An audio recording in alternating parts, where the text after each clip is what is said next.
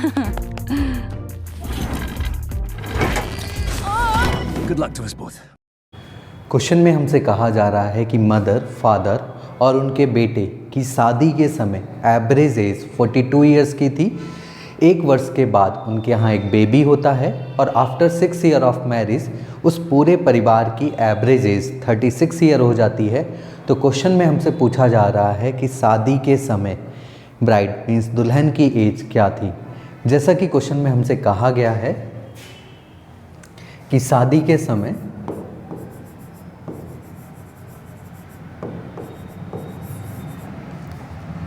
Mother, father और उनके बेटे की एवरेज एज 42 ईयर्स की थी।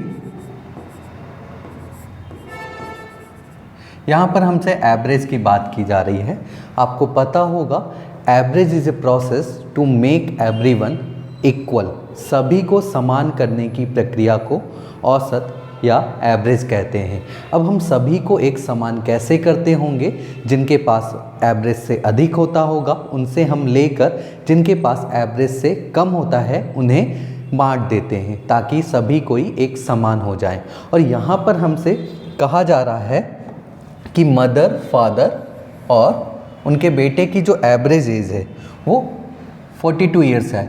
इट मीन्स इनको पहले से ही बराबर कर दिया गया है।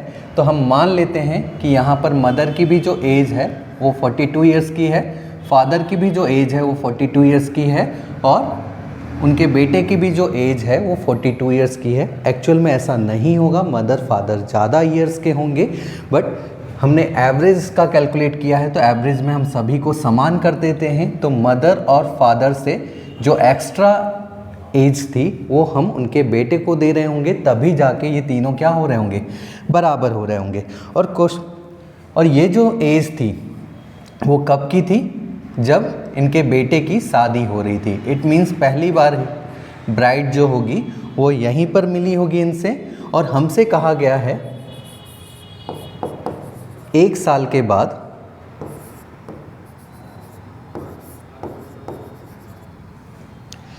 इनके घर में एक बेबी होता है। इट मीन्स अब परिवार में एक और सदस्य आ जाएगा। और आपको पता होगा जब किसी का जन्म होता है तो जन्म के समय उसकी जो एज होती है वो कितनी होती है? 0 ईयर्स। तो यहाँ पर जो बेबी होगा वो कितने ईयर्स का होगा? 0 ईयर्स का होगा। और हमसे कहा जा रहा है कि शादी के 6 साल के बाद आफ्टर 6 ईयर ऑफ मैरिज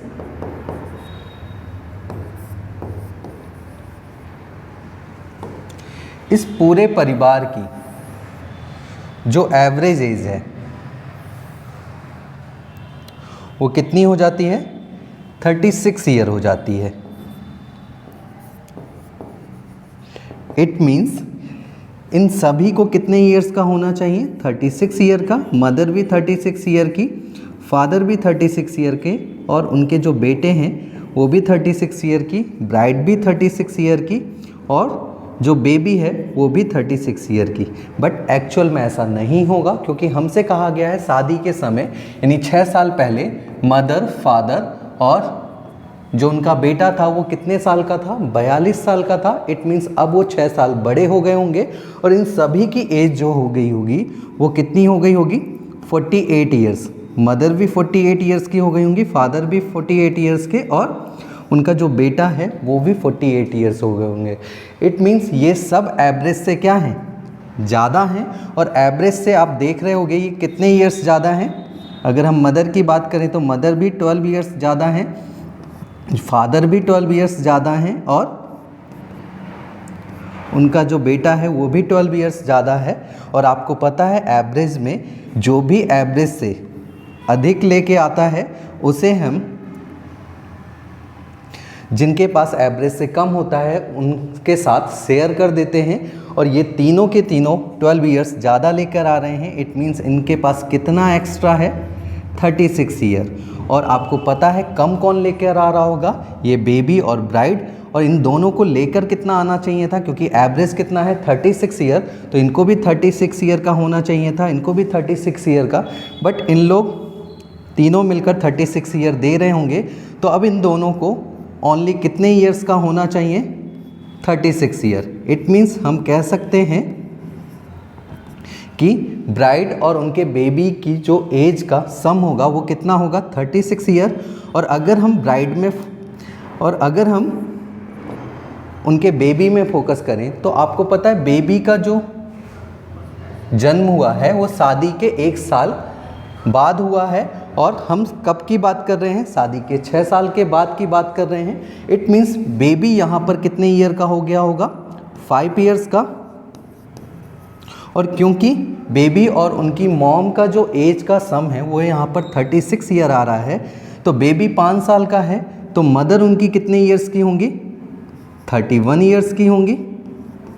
और हमसे इनकी मदर की ही एज पूछी जा रही है, क्योंकि यही ब्राइड थी, बट हमसे इनकी यहाँ पर एज नहीं पूछी जा रही है, हमसे पूछा जा रहा है कि शादी के समय इनकी एज क्या थी। तो शादी 6 साल पहले हुई थी, तो ये 6 साल छोटी रही होंगी तब, अभी 31 साल की हैं, तो शादी के समय ये कितने साल की रही होंगी, 25 ईयर्स की। और हमसे इस क्वेश्चन में यही पूछा गया है कि शादी के समय ब्राइड की एज क्या थी। तो एवरेज में हम सभी को एक समान करने की कोशिश करते हैं, जिनके पास एवरेज से अधिक होता है उनसे हम लेकर जिनके पास एवरेज से कम होता है उनके साथ शेयर कर देते हैं, ताकि सभी कोई एक समान हो जाए।